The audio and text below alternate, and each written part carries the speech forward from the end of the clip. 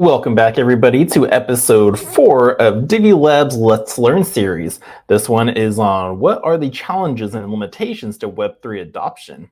Now, adopting new technology comes with its own list of challenges and limitations. Now, this article addresses those areas and looks at how you can navigate them to get a solid Web3 strategy. So here we go. This one was ran by the CMO of Divi Labs, Renuk Samarasinghe. Now, when a new technology emerges or a change happens, it brings about some challenges and limitations. Web3 isn't without these either. In fact, there are quite a lot of challenges and limitations around Web3 at the moment, as it is still A, in its infancy, B, relatively unknown, and C, faces a lot of resistance. Now, in this article, we look at each of those challenges in more detail and discuss how we can overcome those. Now, let's go over the resistance to change. Let's start with the elephant in the room. One of the biggest challenges in adopting new technology is the resistance to change. People may be comfortable with the current way of doing things and may not want to learn a new system. This comes twofold. One, people are worried about what they don't know about Web3. And two, after committing all the resources and effort, would it bear any fruit, like delivery the desired yield? Now, the first point affects both business and people alike, and the second is a huge issue for the businesses and for individuals to an extent, like what people are going through with NFTs at the moment, lack of utility, etc., especially given what's currently happening in the world with so much uncertainty, economic failures, issues with crypto companies, fear of AI and robots taking over the world, etc.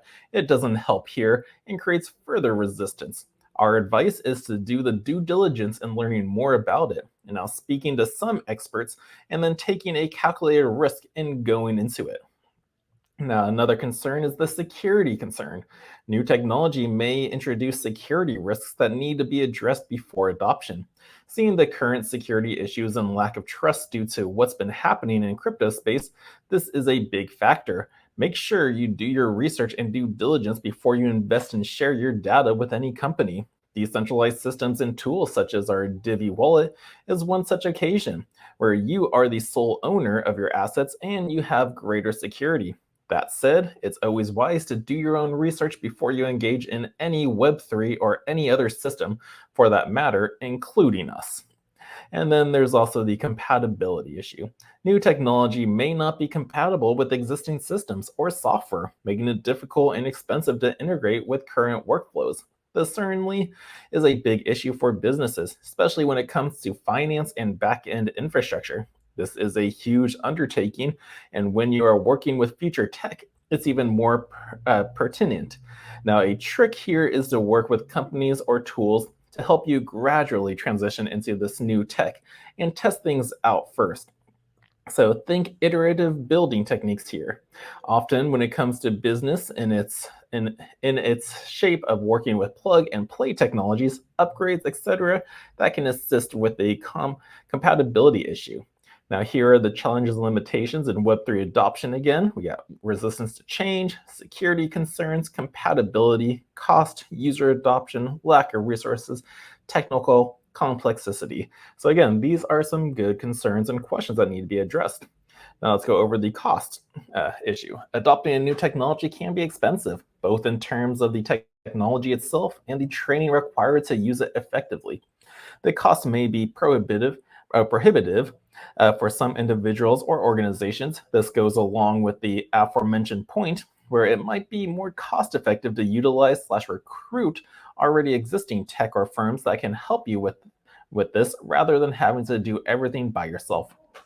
Now, we have come across this a lot of times in providing our services to clients and also working with others to utilize their services for internal requirements.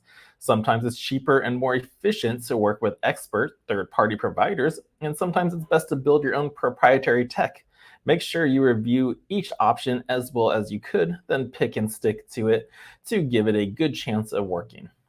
Now we're going to go over the technical complexity of it all. New technology may be more complex than previous systems, requiring a greater level of technical expertise. Now, to use effectively, we too came across this obstacle when creating our future roadmap. Now, you have to be strategic and smart in how you sit through all the complexities, pick out the right goals, and the most effective and efficient approach to achieve those goals. Again, this is where some experts and companies who already have experience can help you navigate through these complexities and make life easier for you.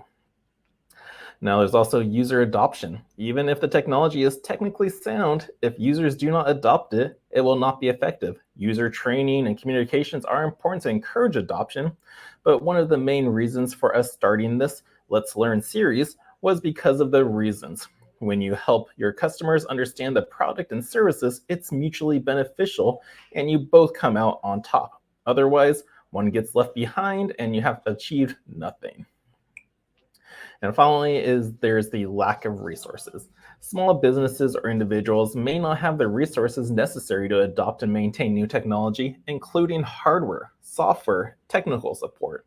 And again, the trick here is to work with companies or tools that can help you with this without having to rely on doing everything yourself. It's a balance between how much you want to have in your own control versus how much you want the other person/firm to help you achieve your goal. This is where companies such as Divi Labs can help you with the right expertise, resources, and the heavy lifting to help your company get into Web3 and to get the most out of it. Not only that, it will help you speed things up considerably.